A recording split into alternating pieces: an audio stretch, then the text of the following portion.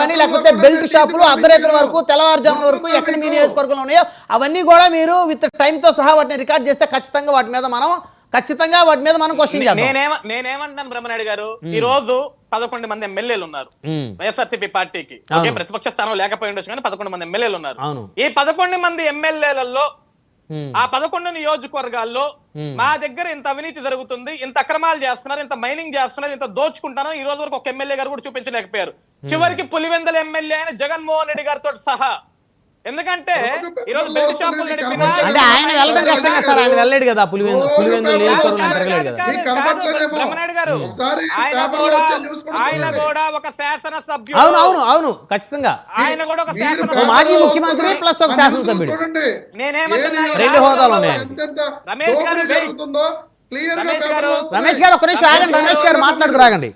రమేష్ గారు మీరు మాట్లాడిపోయి ఇన్వాల్వ్ అవ్వాలి, వినండి, రాసుకోండి. అడుగుదాం రమేష్ గారు, మీ బదులు నేను అడుగుతున్నాను వారిని ప్రశ్నలు. బ్రహ్మనాయుడు గారు నేనేమంటున్నాను, జగన్మోహన్ రెడ్డి గారు కూడా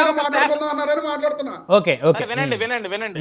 నేనేమన్నా బ్రహ్మనాయుడు గారు, జగన్మోహన్ రెడ్డి గారు కూడా ఒక శాసన సభ్యులు పులివెందుల నియోజకవర్గానికి. ఈ రోజు వీళ్ళు ఏదైతే అన్నారో రాష్ట్ర వ్యాప్తంగా అక్రమ మైనింగ్ జరుగుతుంది, ఇసుక దోలేస్తున్నారు, మట్టి తవ్వేస్తున్నారు, కొండలు తవ్వేస్తున్నారు, మద్యం అక్రమంగా అమ్ముతున్నారు అన్నప్పుడు ఈ రాష్ట్రంలో 175 నియోజకవర్గాల్లో పులివెందులు కూడా ఒక నియోజకవర్గమే. అవును, అట్లీస్ట్ మాజీ ముఖ్యమంత్రి వర్యులు పులివెందుల శాసనసభ్యులైన జగన్మోహన్ రెడ్డి గారి ఇలాకాలో ఈ అవినీతి అంతా జరిగితే జగన్మోహన్ రెడ్డి గారు వెళ్ళి చూపించక్కర్లా.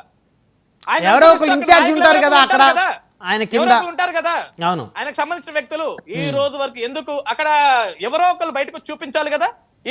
ఇది పులివెందుల నియోజకవర్గంలో కూటమి ప్రభుత్వంలో జరుగుతున్న అవినీతి, అన్యాయం, అక్రమం అని ఇక్కడ ఒకటండి అజయ్ గారు, సింపుల్ గా ఒక విషయం, పులివెందుల్లో బహుశా ఆ విధంగా చేసే పరిస్థితి ఉండకపోవచ్చు. ఎందుకంటే వారికి బలమైన పట్టున్న నియోజకవర్గం. మొన్న కూడా ఆయనకి జగన్మోహన్ రెడ్డి గారికి 60,000 మెజార్టీ వచ్చే నియోజకవర్గం, వాళ్ళ కుటుంబ కంచుకోట కాబట్టి వాళ్ళకి వ్యతిరేకంగా అక్కడ కార్యకలాపాలు అయితే జరుగుతాయి నేనైతే అనుకోను సార్.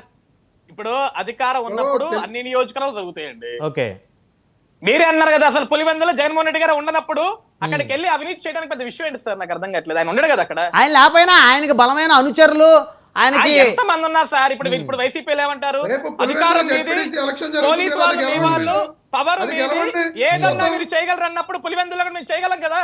అవును, పవర్ మా చేతిలో ఉన్నప్పుడు, పోలీస్ మా దగ్గర ఉన్నప్పుడు, అన్ని మా దగ్గర ఉన్నప్పుడు ఏదన్నా చేయగలప్పుడు అది కూడా చేయాలి కదా. మేము అది ఎందుకు చేయట్లేదు మేము అక్కడ. రైట్, వన్ బై వన్ మాట్లాడదాం, మళ్ళీ వస్తాం మీ దగ్గరికి అజయ్ గారు. చివరి